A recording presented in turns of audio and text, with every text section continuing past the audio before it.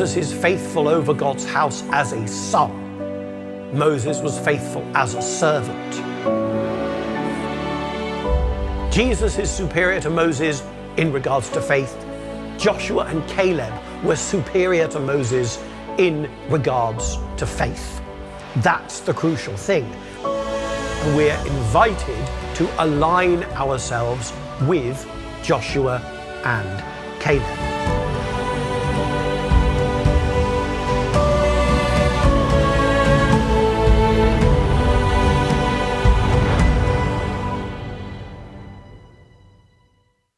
Hello and welcome back to Voyage.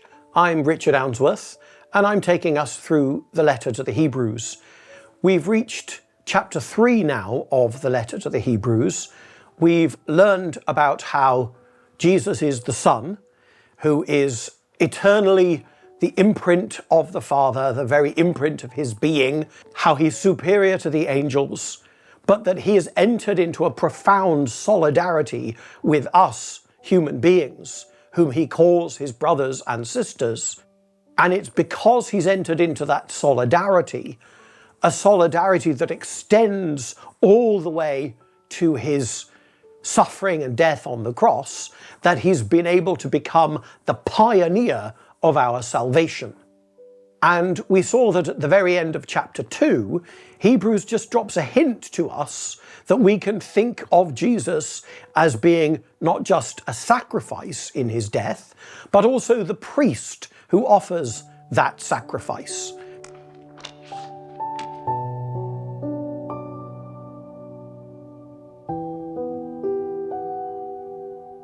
And as chapter 3 begins, it begins in the same vein. He says, "Therefore, brothers and sisters, holy partners in a heavenly calling, consider that Jesus, the apostle and high priest of our confession, was faithful to the one who appointed him." So there he is again. Jesus is the apostle and high priest of our confession. That is to say, the one who we confess to be the fundamental apostle. Apostle means those who are sent. The apostles were sent by Jesus, but Jesus himself is sent eternally by the Father and then sent in time as our Saviour. And he speaks of us as brothers and sisters sharing in a heavenly calling. We're brothers and sisters of Jesus, and so we're brothers and sisters of one another. Finally, notice, again, something I referred to last time. We're alternating between exhortation and exposition. That is to say, passages which are about encouraging us and passages which are telling us the facts, explaining the doctrine. And as we come to chapter 3, he begins with a little bit of encouragement. Consider how Jesus was faithful to the one who appointed him. And he goes on, just as Moses also was faithful in all God's house. That's a quotation, of course, from the scriptures. But he goes on then to qualify it. Jesus is worthy of more glory than Moses, just as the builder of a house has more honor than the house itself. For every house is built by someone, but the builder of all things is God. Now there's a strong implication there that the reason why Jesus is worthy of more honor than Moses is because Jesus is God. Moses was faithful over God's house. What does he mean by God's house? I think two things. He means the house of Israel, that is to say, the people of Israel. But he also means God's house, the temple. Or rather, in the time of Moses, the temple wasn't yet built, but what came before the temple was the tent of meeting, which Moses erected, as we're going to learn later on. Moses erected the tent of meeting in the wilderness, built on a pattern that Moses had been shown on the top of Mount Sinai. And Moses was not the first high priest, but in some ways even higher than the first high priest. He was the super priest, if you will. Moses is the one who anointed Aaron and his brothers as the first priests, with Aaron as the first high priest. But Moses is above all of them, so he was faithful over God's house. But, as it says, Moses was faithful in all God's house as a servant. This is the next verse of the chapter. Moses was faithful in all God's house as a servant to testify to the things that would be spoken later. Christ, however, was faithful over God's house as a son. Contrast between the one who is in the house as, he's the butler or the housemaid or the cleaner. But Jesus is the son. He's the son of the household. He is the heir, as Hebrews says at the beginning, the heir of all things. I'm interested in this expression here. Moses was faithful as a servant to testify to the things that would be spoken later. I wonder what that means. I think, at least in part, what's being suggested is that the whole life of Moses' whole ministry as the lawgiver, as the leader of God's people in the Exodus and through the wilderness, all of that really was pointing forwards towards Jesus. I mentioned, I think, in our first episode on Hebrews, 1 Corinthians chapter 10, which speaks of how the scriptures were written down for our instruction, upon whom the end times have come. And I think it's interesting that the particular scriptures Paul is talking about in that passage is the story of the people of Israel being led by Moses in the wilderness. Paul thinks that was all really written down for us. And here we have Hebrews, which I've already told you I don't think we can think is by Paul. Hebrews saying that Moses' career was there to testify to the things that would be spoken later. That is to say, presumably, to the things we read about in the New Testament, to the mission of Jesus, and so on. But Jesus is faithful over God's house as a son. We saw in the first chapter of Hebrews how the author establishes Jesus' superiority over the angels. He's now asserting Jesus' superiority over Moses. But notice in what way Jesus is superior to Moses. It's in regards to faith. Jesus is faithful over God's house as a son. Moses was faithful as a servant. We need to keep that in mind for later in this chapter and in the chapter that follows, the idea of faith as being what we call the term of comparison is going to be very important later on. So keep that in your minds as we make progress. Christ was faithful over God's house as a son, and we are his house if we hold firm the confidence and the pride that belongs to hope. Here again, he's giving us encouragement. He's not really expounding doctrine yet. He's about to, but at the moment he's simply giving us encouragement. We should be confident because Jesus is trustworthy. In our last episode, I explained that when Jesus is described as faithful, that doesn't mean he has faith in God as you or I do. Jesus doesn't need faith in God because he is God. He knows, so he doesn't have to believe. But Jesus is faithful in that he's reliable, he's solid, he's trustworthy. He is a person upon whom we can build our lives. We can be Jesus's house. We can be that temple, that house built on solid rock.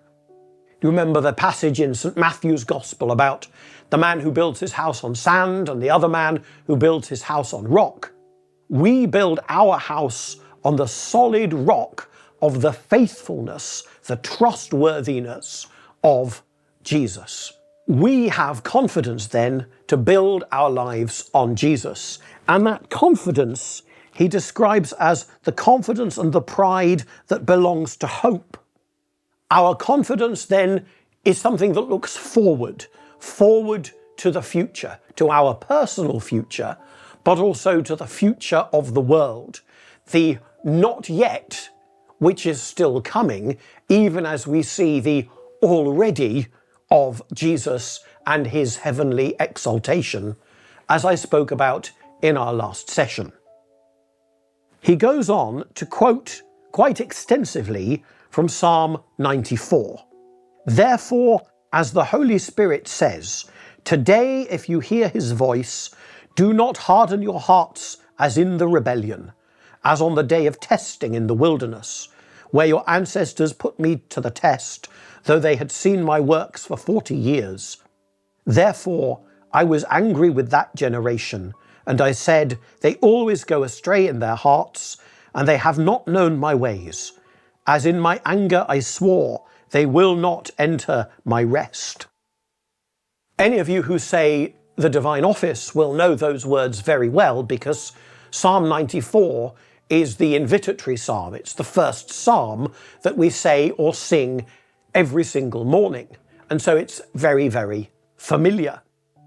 There are one or two places, however, where the way that Hebrews quotes it, which is almost exactly the way it's translated in the ancient Greek translation of the Old Testament, the way in which he quotes it is very slightly different from what we're used to. The first thing that's noticeable, actually, comes even before that, before he starts quoting it. He says, therefore, as the Holy Spirit says. Other books of the New Testament quote all over the place from the Old Testament, but they say something like, as the prophet Isaiah said, or as it says in the book of the prophets, or as the psalmist wrote, or something like that. But notice how for Hebrews, whenever he quotes the Old Testament, he's always quoting it as directly the word of God. God says this. God spoke to the Son in the Psalms, and now the Holy Spirit speaks to us in this psalm. It's God himself directly addressing us. The first big difference, actually, is do not harden your hearts as in the rebellion, as on the day of testing in the wilderness. The Hebrew speaks of Massah and Meribah there, which are two place names. But those place names mean, respectively, rebellion and testing. The Greek translation translates them into those words, which is what the Hebrew words mean. And so the author of Hebrews can do the same thing.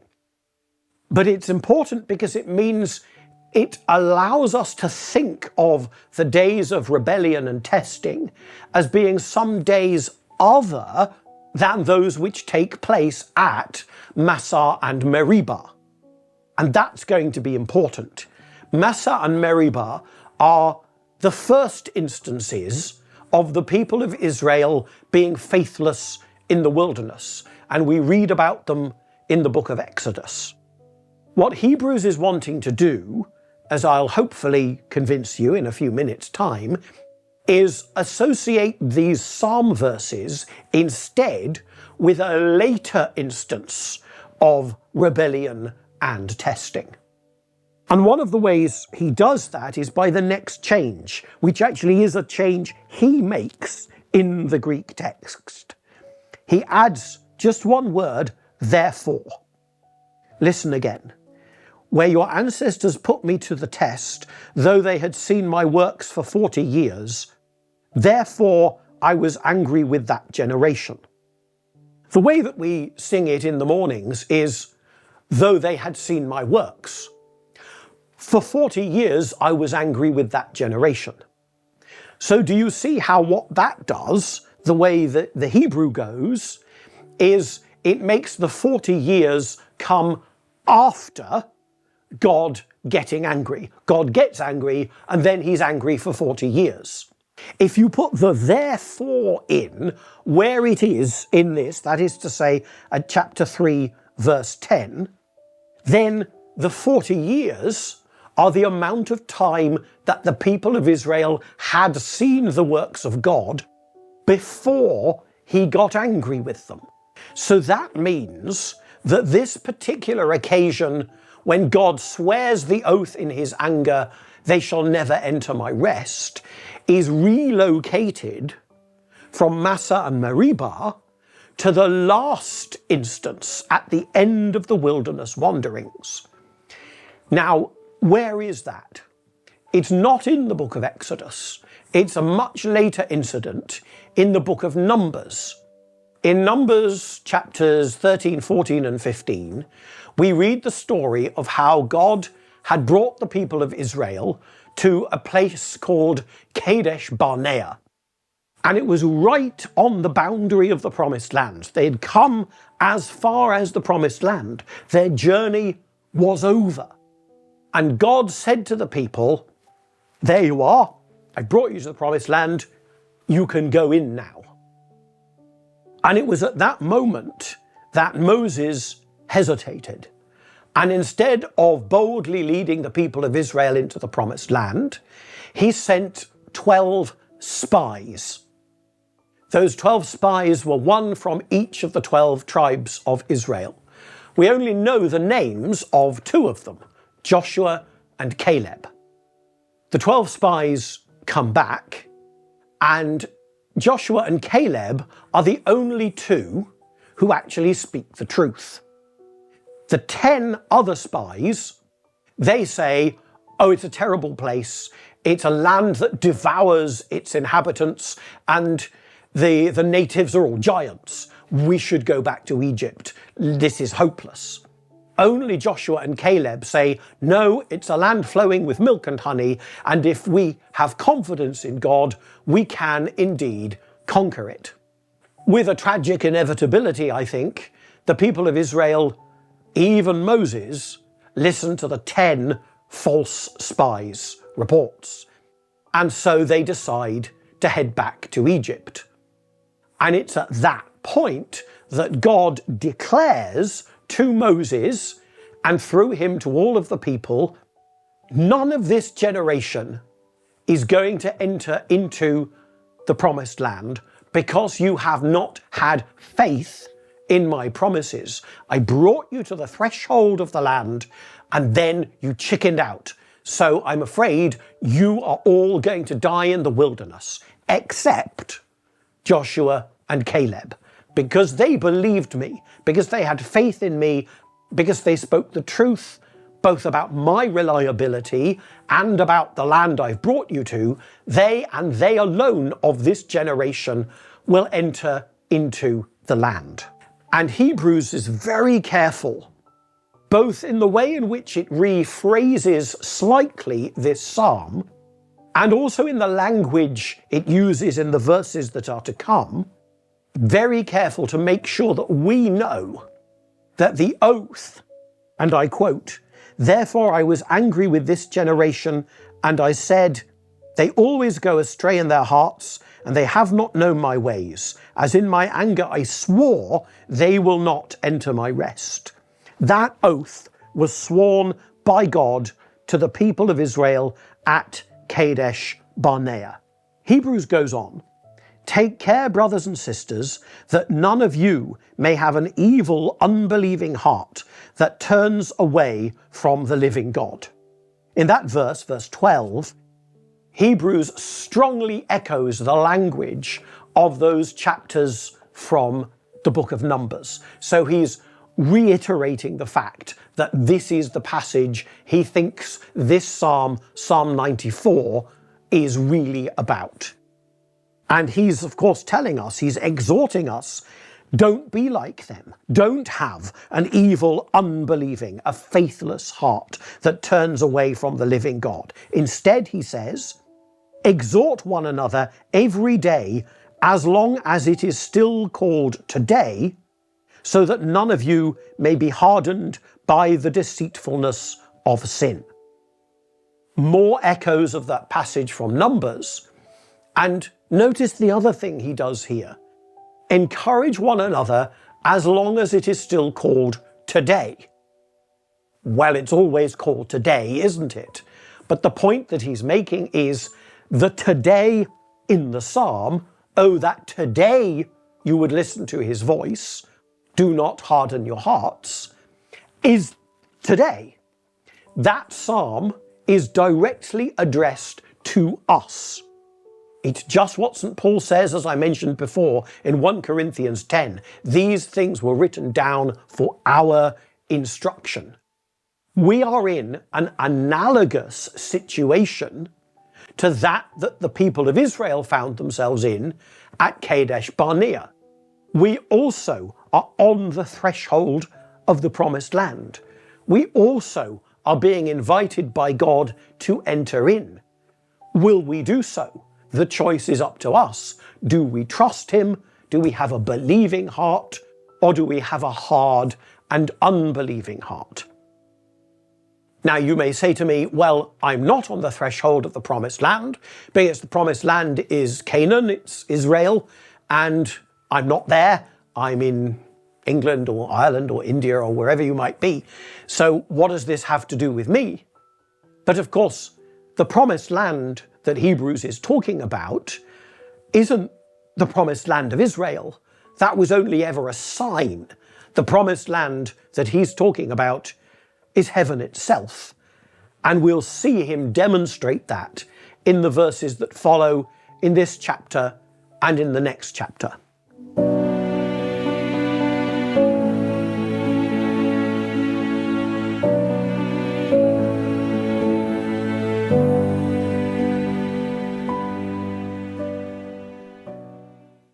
So he goes on, for we have become partners of Christ, if only we hold our first confidence firm to the end.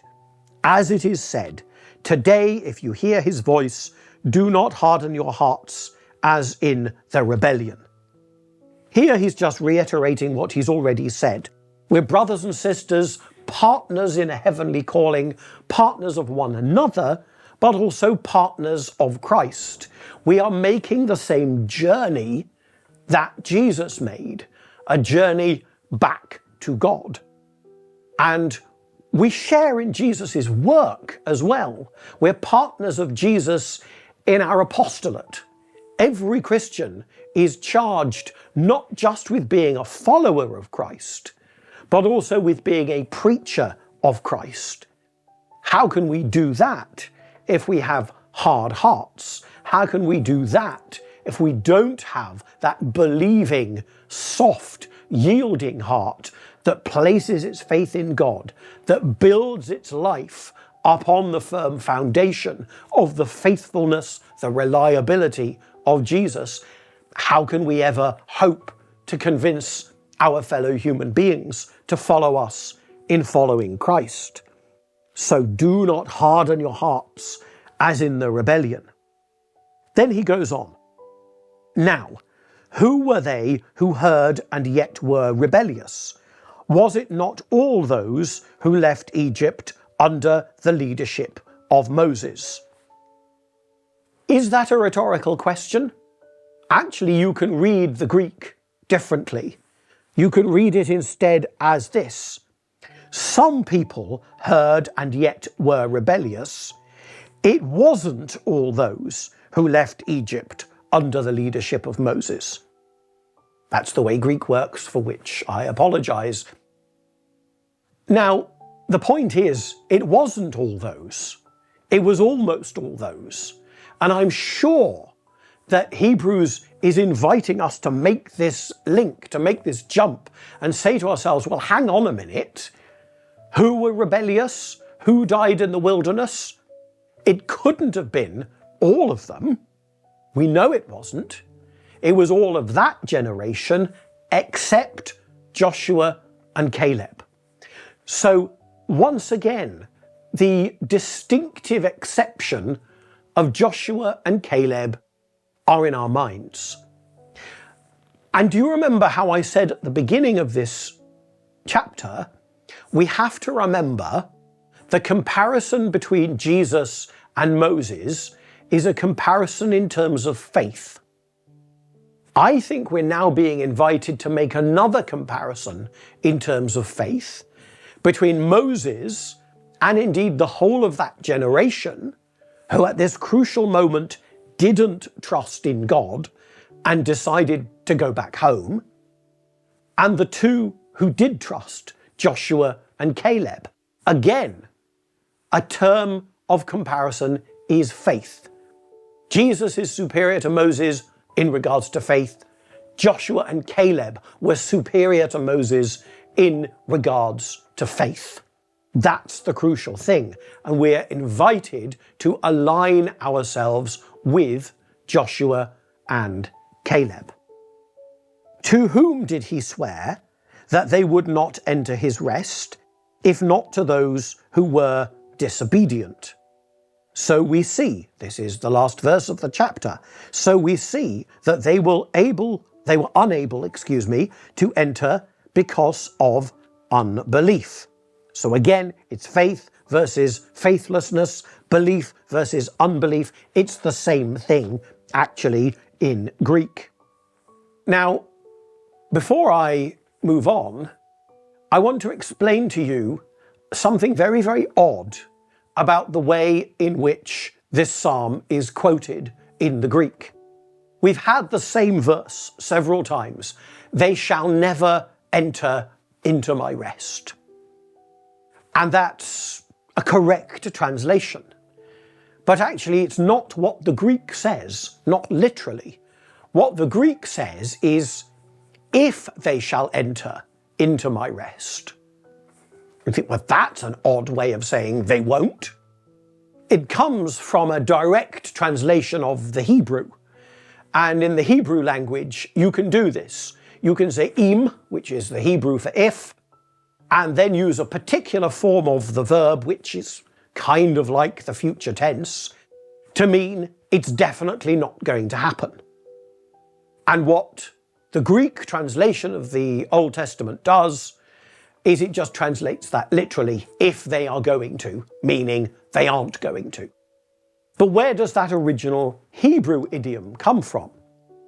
The implication is there's an implied condition. If they will enter into my rest, then something bad will happen. In fact, something so bad that it is inconceivable, unacceptable, not going to happen.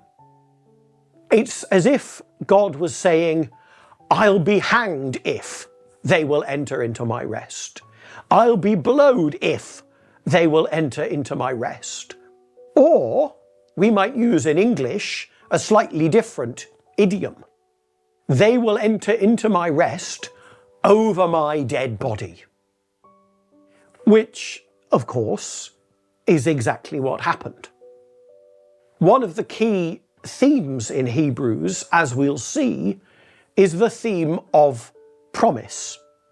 We have God's promises to Abraham that he will give the people a land flowing with milk and honey. We'll see that come along a little bit later on. We'll also see the promise that God makes in Psalm 109. I mentioned this in our first session. Psalm 109 addresses Jesus and tells him, "You are my son, today I have become your father." But it goes on, in a passage which Hebrews alone shows any interest in, to talk about the promise that I will make you a priest forever after the order of Melchizedek. So we've got two positive promises that Hebrews is going to be very, very interested in, that he's going to want to show that God has kept. The promise to Abraham to give him a land flowing with milk and honey, to make his descendants as many as the sand on the shores of the sea or the stars in the heavens, and the promise to the Messiah that he should be a priest after the order of Melchizedek. But now, God has sworn another oath, which in our translation is, never shall they enter my rest. I swore, notice, in my anger, never shall they enter my rest. But which, more properly translated, would be something like, they shall enter into my rest over my dead body. How can God keep both of these promises. The promise to do all the good stuff that he said he would do, and the promise they will enter into my rest only over my dead body.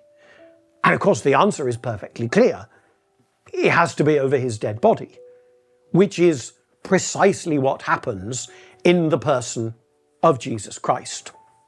The next thing I want to talk about before we finish this chapter is something I've already perhaps slightly hinted at, which is the importance of Joshua and Caleb.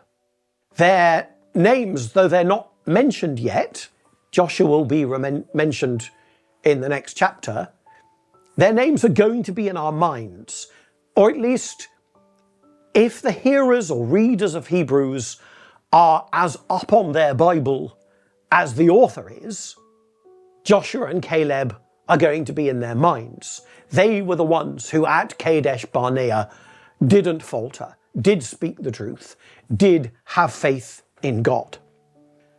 So we're being invited to align ourselves with those two particular people. And we've seen, as I've said, that Joshua and Caleb are superior even to Moses in regards to faith, just as Jesus is superior to Moses in regards to faith. Now we come to a really crucial point. And the point is this.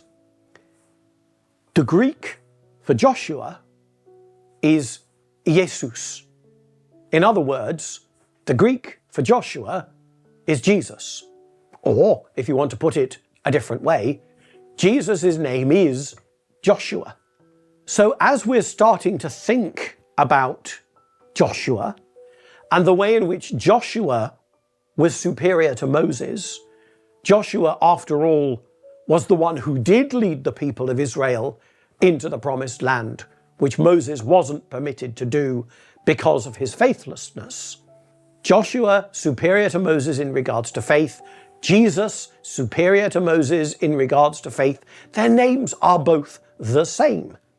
We don't realize this because we translate the Hebrew name Yeshua as Joshua and the Greek name Jesus as Jesus, but it's actually the same in the Greek. So whenever a Greek-speaking Jew hears the name Jesus, they hear the name Joshua. As they then start to think about Joshua and Caleb, maybe they're supposed to be thinking to themselves, oh, so there's some kind of parallel here between Jesus and Joshua. If that's true, then who is Caleb? If Jesus in some sense is Joshua, which by name he is, who is Caleb? And I don't know whether they would have known this, but maybe they were instructed in it. Although they know their Bible in Greek rather than in Hebrew, they may have been told the meanings of Hebrew names. Caleb's name, Kolev in Hebrew, means whole heart. And here we've been told, do not harden your hearts, as on the day of rebellion. Maybe we're meant to recognize that if Jesus is Joshua, we are supposed to be Caleb.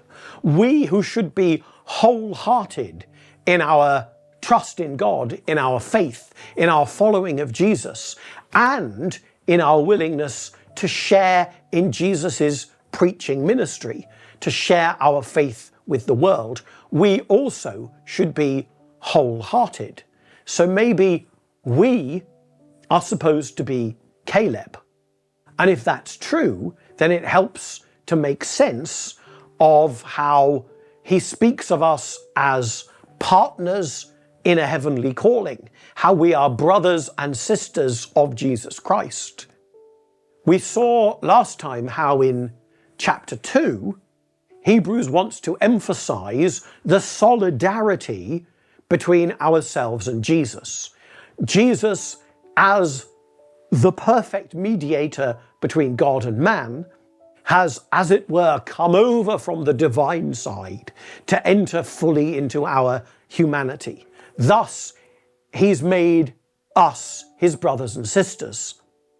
But when he makes us his brothers and sisters, he does that not just by making himself human, but also by inviting us to enter into his divinity, to enter into his heavenly mission from the Father. This is something that the church fathers speak about over and over again. There's something that the deacon says when he pours the water into the chalice, a little drop of water into the chalice at every Mass. The deacon says, by the mystery of this water and wine, may we come to share in the divinity of Christ, who humbled himself to share in our humanity. That really strongly echoes, it's a very ancient saying, and it very, very strongly echoes the teaching of some of the church fathers. They say things like, he became what we are so that we might become what he is. Jesus took on our humanity so that we might receive a share in his divinity. To receive a share in Jesus' divinity is to participate in his mission from the Father. It's also something, it's an idea that's present in the writings of St. Paul. Some people, Protestant theologians of a certain type, have thought of Jesus' death on the cross as being a kind of exchange. Jesus put himself in our place so that we wouldn't have to die. It's an exchange. But I prefer to think of it not as an exchange, but as an interchange. Jesus became what we are even unto death, even death on a cross, so that we might become what he is. Jesus died on the cross and therefore was exalted to the heights of heaven. But when Jesus was exalted to the heights of heaven and given the name which is above every name, he took us with him. When we speak about the incarnation, we talk about it as if something happened to God. God came down from heaven to earth. God became a man. But we need to remember, it can't be literally true that God changed. God isn't the kind of thing that can change. What really happened in the incarnation was that God changed humanity. He joined the human nature to himself. He joined us to himself. Now, I'm not insisting, I'm not even suggesting that all of this really important theology is there on the page of the letter to the Hebrews. But what I am suggesting is that not only is it compatible with the letter to the Hebrews, but once we know this important theology, once we realize that he became what we are so that we might become what he is, that enables us to shine a new light on some of the potential meaning of the letter to the Hebrews. It's possible that the author of Hebrews, humanly speaking, didn't even know that this is what he meant.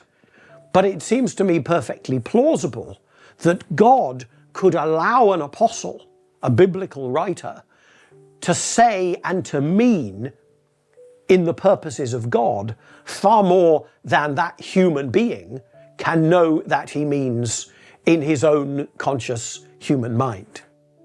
In any case, we come to the end of chapter 3, which is really halfway through an argument, so you'll just have to come back for the next session. And we see that we have been invited to recognize our deep kinship with the people of Israel who found themselves on the threshold of the promised land. And like them, we have to make the decision, will I trust God and enter in, or will I turn back? That's all for now. Thank you.